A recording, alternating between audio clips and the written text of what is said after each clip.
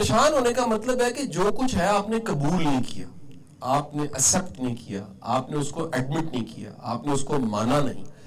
جب بھی آپ نہیں مانتے تو آپ ایک غیر یقینی حالت میں چلے جاتے ہیں۔ ذہن کی جو سب سے بدتر حالت ہے نا، وہ دو حالتیں ہیں، سائیکالوجی کہتی ہے۔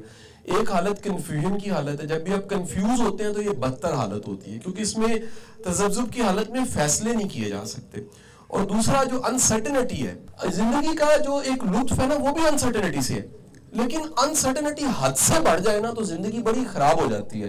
اس کا بڑا سادہ سا حل یہ ہے کہ آپ اپنی اس لائف کو قبول کرو، جو کر سکتے ہو وہ کرو اور باقی اللہ پہ چھوڑ دو۔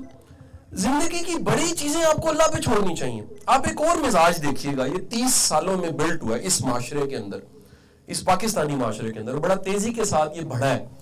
30 سال پہلے کوئی شخص پلاٹ کٹھے نہیں کرتا تھا۔ میں بڑی پکی آپ کو بات بتا دوں، کوئی میڈم افسر آپ کو نہیں ملے گا جس نے بڑی جائیدادیں بنا لی ہوں، بڑا کوئی بندہ نہیں ہوگا جس نے چیزیں اکٹھی کرنی ہوں۔ ایک لمٹ ہوگی، ایک ریٹ ریس مل گئی ہے۔ ہر بندہ ایک گھر اور ایک پلاٹ اور ایک گھر کا سائز اور ایک گاڑی اور ایک چیز زیادہ کرنے کے چکر میں پڑ گئے۔ اس سے ہوا کہ اشیاء بڑھنے لگ پڑی ہیں، سکون ختم ہو گیا۔ میرا ماننا یہ ہے کہ جو یہ زندگی ہے، اس زندگی کو قبول کریں اور ان فکروں کی لسٹ بنائیں جن فکروں کو فکر مند رہ کے آپ بدل تو سکتے نہیں ہیں۔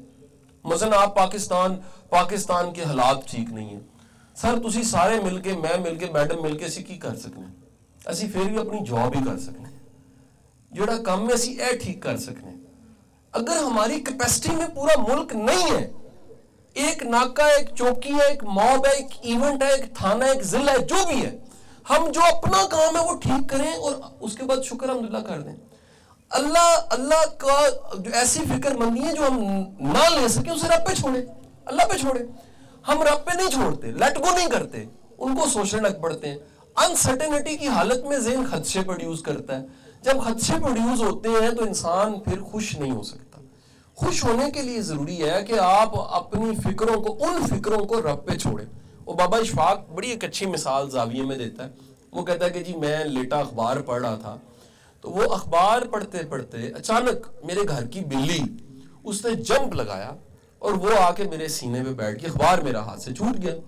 اور اس کے بعد میں نے اس پہ ہاتھ رکھا بڑے پیار سے، کیونکہ پالتو بلی تھی، تو وہ بڑے اطمینان کے ساتھ وہ میرے سینے سے لگ گئی اور میں نے اس کو پھر اٹھ کے بیٹھا اور گود میں لے لیا اور ہاتھ سے سنانا شروع کیا۔ تو کہتے ہیں میں نے سوچا کہ اس بلی کو مجھ پہ کتنا یقین ہے کہ میں اس کو ڈیمیج نہیں کروں گا، میں اس کا مالک ہوں، حالانکہ میں گھر کا مالک اور اس کو میں نے پالا ہوا ہے۔ تو بابا اشفاق کہتا ہے ایک اچھا بندہ جو رب کا بندہ ہے وہ بھی یہی کرتا ہے کہ وہ اپنے آپ کو سپرد خدا کرتا ہے۔ وہ کہتا ہے کہ میں اپنے آپ کو رب کے حوالے کرتا ہوں کہ میرا رب مجھے پالنے والا ہے۔ ذرا ایک لمحے کے لیے سوچئے گا، وہ ماں کے پیٹ میں جب آپ بول نہیں سکتے تھے تب پالتا رہا، تقاضا نہیں کر سکتے تھے۔ اگر آپ کبھی ایمبریولوجی پڑھیں، آپ ایک بچہ پیدا ہونے کی سائنس پڑھیں، خدا کی قسم بندہ روتا ہے کہ وہ رب کیسے پالتا رہا اس اندھیری کوٹڑی میں۔ وہ تب وہاں پالتا رہا جہاں مانگنے کا، بولنے کا، کہنے کا شعور نہیں تھا، تو وہ زندگی میں نہیں پالے گا۔ اس زندگی میں وہ رب ہے، اس کی کائنات ہے، اس کی ذمہ داری ہے۔ ہم اس کے حوالے اپنے آپ کو کریں، ہماری فکریں کم ہو جاتی ہیں۔ لیکن ایک نسخہ اور بتا دوں آپ کو میں، ایک مرد، یہ بڑی اہم بات بول رہا ہوں، عورت بھی شامل کر لیں لیکن مرد کی خاص کر بات کروں، اس کے سکون کا بڑا تعلق اس کے گھر کے سکون کے ساتھ ہوتا ہے۔ انسان ہی کہہ لیں، پروفیشنل کہہ لیں، اس کو جملہ بدل لیں میرا، کیونکہ ہوتا یہ کہ اگر آپ کے گھر میں سکون نہیں ہے نا سر، تو پورے دن کی تھکاوٹ ضرب کھا جاتی ہے سو کے ساتھ گھر جا کے۔ لیکن اگر آپ کے گھر میں سکون ہے، گھر میں اطمینان ہے، اور یہ بڑی سخت ضرورت ہے کہ ہمیں اپنے گھر کو لے کر چلنا آنا چاہیے۔ یہ بڑا چیلنج ہے انڈو پاک کے ہمارے جوانوں کا، ہم لوگوں کا بڑا چیلنج یہ کہ گھر والیوں کو گھر لے کے چلنا نہیں آتا، گھر والے کو گھر ساتھ چلانا نہیں آتا۔ تو اگر اللہ رحمت کر دے، یہ اللہ کے رحمت و کرم کی بڑی دلیل ہے کہ آپ کا اپنا گھر آپ کے لیے سکون کا سامان فراہم کرے، آپ کا اپنا گھر آپ کے لیے اطمینان کا سامان فراہم کرے۔ اگر سمجھ آ جائے گھر والوں کو اور آپ کو کہ گھر ایک اطمینان والی جگہ ہوتی ہے، گھر ایک سکون والی جگہ ہوتی ہے، پھر زندگی کی تھکاوٹ ذرا کم محسوس ہوتی ہے۔ لیکن زندگی کی تھکاوٹ ضرب تب کھاتی ہے جب گھر میں کانفلکٹ ہے، گھر میں ایشوز ہے، گھر کی زندگی آپ کی جو ہے وہ خراب ہوئی ہے۔ تو اپنے گھر کے معاملات کو اچھا رکھیں. یہ عورت جو آپ کی بیوی ہے یا آپ کے بچوں کی ماں ہے, یہ یاد رکھ لیجئے گا کہ اگر یہ پرامن نہیں ہے, یہ خوش نہیں ہے, یہ آپ کو ڈیمیج نہیں کرے گی لیکن آپ کے بچوں کو ڈیمیج ضرور کرے گی.